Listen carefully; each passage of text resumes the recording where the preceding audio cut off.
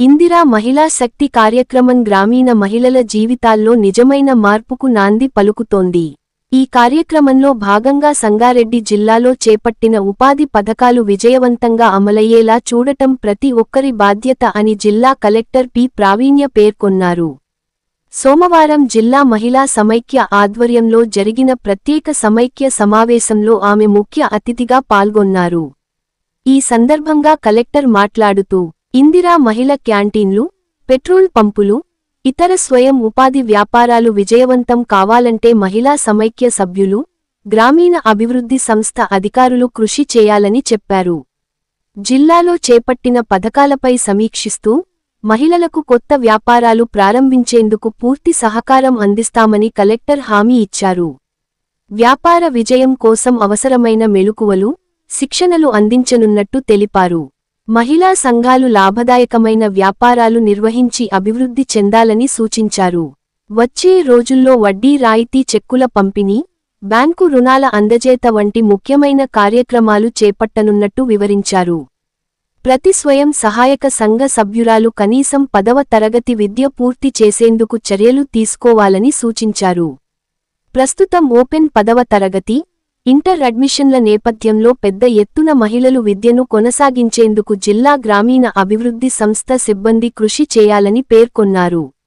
వచ్చే ఏడాది కాలానికి మరింత మెరుగైన ఫలితాల కోసం జిల్లా, మండల, గ్రామ స్థాయిల్లో ప్రత్యేక ప్రణాళికలు సిద్ధం చేయాలని జిల్లా కలెక్టర్ ప్రావీణ్య సూచించారు.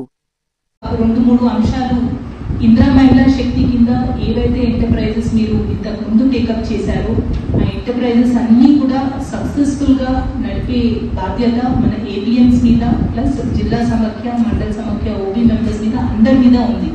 ఎవరో ఒక మెంబర్ మీ తరఫు నుంచి లోన్ తీసుకొని ఒక ఎంటర్ప్రైజ్ పెట్టుకున్నారు అంటే ఆ ఎంటర్ప్రైజ్ మనందరి బాధ్యత, అది సక్సెస్ఫుల్ గా నడిపించే బాధ్యత అందరికీ ఉంది అనేది మీరు భావించి వాళ్ళకి సలహాలు, సూచనలు ఏమైనా కావాల్సి వస్తే వాళ్ళకి అందిస్తూ సపోర్ట్ చేసుకుంటూ మీరు పెట్టుకున్న అన్ని ఎంటర్ప్రైజెస్ ఇందిరా మహిళా శక్తి కింద అన్ని కూడా సక్సెస్ఫుల్ గా రన్ అవ్వడానికి అందరూ కృషి చేయాల్సిందిగా కోరుతున్నాము.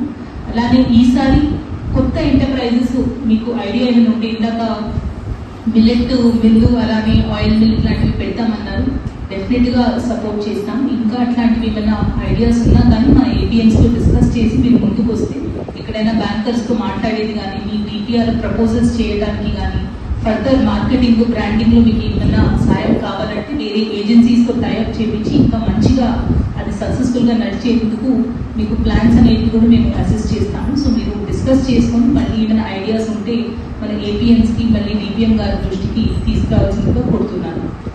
రెండోది, ఈసారి మనకి ఉల్లాస్ అండ్ టాస్ లో చాలా మంది మన జిల్లాలో ఇప్పటికీ కూడా ఒక 30% కంటే ఎక్కువ మంది ఇల్లిటరేట్ కింద మనకి రికార్డులో ఉన్నారు.